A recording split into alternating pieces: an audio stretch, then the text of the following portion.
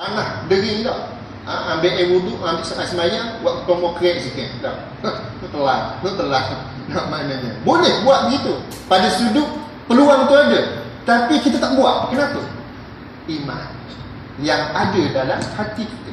Sebab dengan perjalanan kefarduan puasa tadi, dia mengajar kita supaya mencapai takwa. Sebab ciri orang yang bertakwa ialah yang pertama al-khauf. Dia merasa takut kepada Allah Ta'ala. Dia tahu Allah Maha melihat. Kalau dia buat kejahatan di atas muka dunia ni, kalau dia terlepas sekalipun, dia takkan terlepas pada hari akhirat. Sebab dia mengerti akan ayat yang dibaca dalam sembahyang dalam suratul Fatihah pada ayat Maliki Yaumiddin. Dialah Allah yang menguasai hari pembalasan. Maka takwa tadi di antara cirinya memupuk dan membina al-khauf. Rasa takut dan gerun kepada Allah Ta'ala, menyedari kalau dia buat apa saja sekalipun atas dunia, dia tak akan terlepas pada hari akhirat. Sebab Allah Maliki Yaumiddin, Allah yang menguasai hari pembalasan, tak terlepas walaupun satu cuit besar mana sekalipun. Wa man ya'mal mithqala dzarratin khairan yarah, wa man ya'mal mithqala dzarratin syarran yarah. Barang siapa yang buat amal kebaikan sebesar zarah, takkan terlepas hitungannya di sisi Allah. Apatah lagi siapa yang buat amalan kejahatan sebesar zarah, takkan terlepas daripada hitungan dan bicara Allah pada hari akhirat kelak. Menunjukkan di sini puasa telah mengajar dan mendidik supaya kita ada rasa al-khauf, rasa takut kepada Allah Ta'ala. Di samping mendidik juga nilai tawaduk. Itu ciri orang yang bertakwa. Rasa tawaduk, rendah diri. Bila nampak kita mari rasa ingat kita ni dah kuat mana rupanya. Walaupun abang sadu sekalipun, tubuh kata daya lapar, tepuk bahu nak berat, nak berandak. Acu dia kenyang nanti, tepuk bahu. Tengok atas bawah dah awak ni. Gagah dia lain macam. Tapi kalau lapar, tawaduk tu dia ada mari timbul. Dia takkan rasa nak panjang langkah dia, tak lekuk kepala orang dan sebagainya. Contoh, maknanya dia ada rasa tawaduk. Dan yang ketiga, mari timbul qanaah, rasa syukur dengan nikmat pemberian Allah Ta'ala.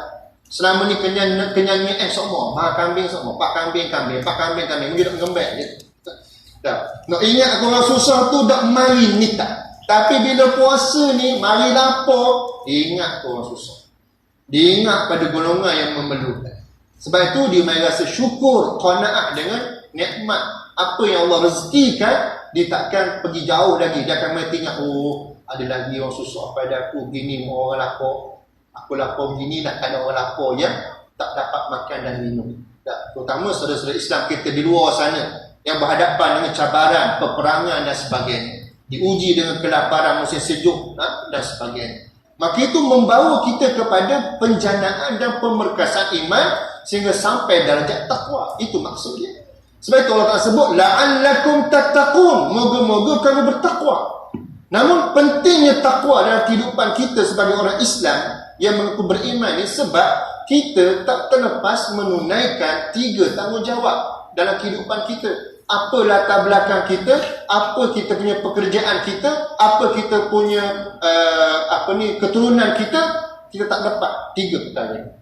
Tanggungjawab sebagai hamba kepada Allah, tanggungjawab sebagai khalifah Allah, dan tanggungjawab sebagai golongan yang menunaikan amanah Allah Ta'ala. Sebab itulah dengan takwa ini menjadi formula yang utama yang Allah Ta'ala anugerahkan kepada kita untuk melaksanakan tanggungjawab tersebut. Dan contoh yang kita dapat lihat yang dibuktikan oleh Nabi dan juga para generasi awal umat Islam dengan manhaj Rabbani yang Allah Ta'ala turunkan kepada Nabi SAW pada bulan Ramadan. Syahrul Ramadan alladhi unzila fihi al-Quran hudan linnas wa bayyinatin minal huda wal furqan. Bulan Ramadan diturunkan padanya Al-Quran menjadi petunjuk kepada manusia. Petunjuk itu dinamakan manhaj Rabbani. Nilai kehidupan acuan ketuhanan yang membawa diri manusia merasakan perhambaan mereka kepada Allah Ta'ala, merasakan kepatuhan mereka terhadap perintah-perintah Allah Ta'ala. Yang halal dihalalkan, yang haram diharamkan. Itu dinamakan proses bayyinat, keterangan yang menceritakan dan memberitahu akan perkara tersebut. Wal furqan, yang membezakan di antara yang hak dan juga yang batil. Padanya ada sistem kehidupan, peraturan, syariat, hukum hakam yang mesti dipandu dalam kehidupan manusia, memayungi kehidupan manusia. Maka Nabi menggunakan formula tersebut membina generasi umat Islam di kalangan para sahabat radhiyallahu anhum, yang mana bermula prosesnya di kota Mekah. Yang kita menyaksikan orang Arab pada waktu itu, mereka menyembah patung-patung berhala, nafsu mereka begitu liar dan puas, tapi berjaya dijinakkan dengan man asyraban. Ramadan, bulan yang diberkati Allah, diturunkan Al-Quran, memandu kehidupan manusia sehingga menjadikan mereka memiliki nilai modal insan, memiliki nilai moral yang hebat, sehingga mereka bergelar golongan khalifah di atas muka bumi Allah, iqamatuddin, tegakkan agama, wasiyasatud dunyawi, dan segala urusan tadbir kehidupan mereka mesti berteraskan kepada agama. Maka sebab itulah mereka telah membuktikan kejayaan mereka dengan formula takwa yang dikecaki oleh mereka, sehingga mereka mampu bangkit dengan satu kehidupan tamadun yang hebat. Rom dan Parsi gerun dan berundur meninggalkan semenanjung Arab, walaupun pada saat itu sudah wafatnya Nabi SAW. Dengan formula takwa tadi menjadikan mereka golongan yang hebat. Namun zaman mereka telah lepas dan mereka telah membuktikan kejayaan mereka. Bakinya kita yang ada pada hari ini, yang mesti meneruskan kesinambungan tersebut dengan berbekalkan takwa, menjadikan asas untuk kita mampu membuktikan kita boleh mengulangi kegemilangan, kehebatan umat Islam.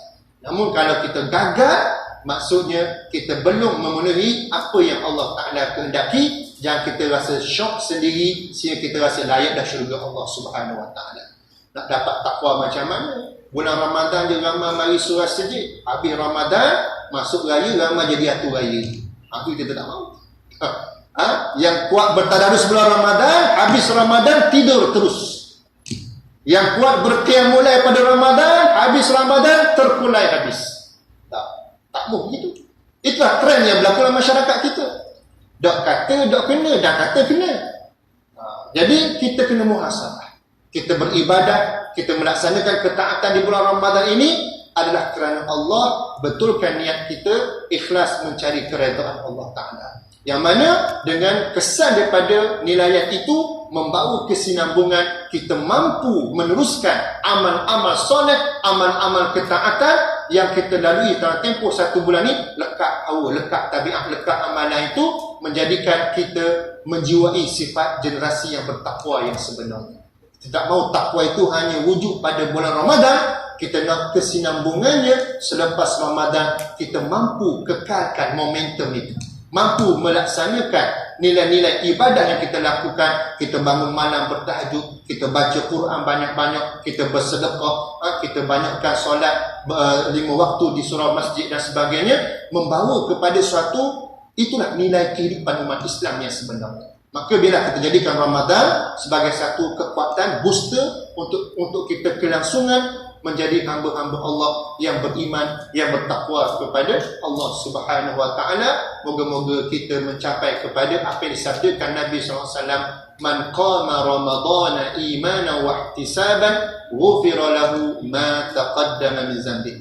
Dan sesiapa yang mendirikan Ramadan dengan penuh keimanan, dengan penuh penghayatannya, mencari keampunan dan keredaan Allah Ta'ala, maka akan diampunkan dosa-dosanya yang telah lalu. Bila dosa-dosa kita diampunkan Allah, jiwa-jiwa kita bersih, Allah merahmati dan menyayangi kita, maka kita sentiasa dipandu pada jalan kebenaran, dan Allah akan memberikan laluan-laluan pertolongan kepada kita untuk kita bina kekuatan umat Islam. Kita mampu bersatu padu, kita mampu membina nilai kekuatan umat yang kita meneruskan tanggungjawab sebagai khairul umat yang diperintahkan Allah dalam Al-Quran, insya-Allah. Itulah sedikit ringkas perkongsian saya pada malam ini. Saya memang rekod pun waktunya, masanya takut terlebih. Moga saya ni model kalau pegang mic ni dia telanjak juga. Jadi bila rekod ni tak lebih 20 minit, insya-Allah. Tuan-tuan dan puan jangan bimbang. Jadi insya-Allah itu sekadar ringkas daripada saya. Wallahu a'lam.